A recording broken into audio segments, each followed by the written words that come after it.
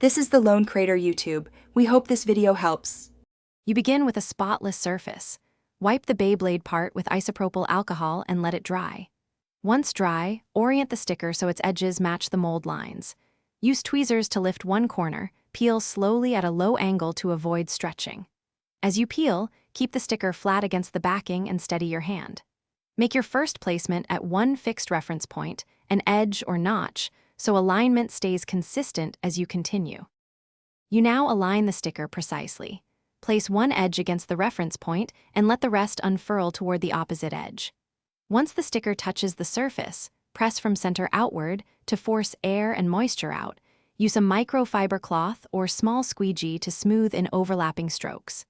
If the part has curves, warm the sticker gently with breath or a hairdryer on low to increase flexibility.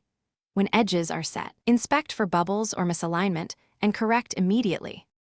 You finish by applying light heat, short bursts from a hairdryer, to set the adhesive and conform the sticker to contours. Press all edges firmly. A second pass with a soft cloth ensures a strong bond. If you see tiny bubbles, prick the very center with a fine needle and flatten. Larger bubbles need partial lifting and resmoothing.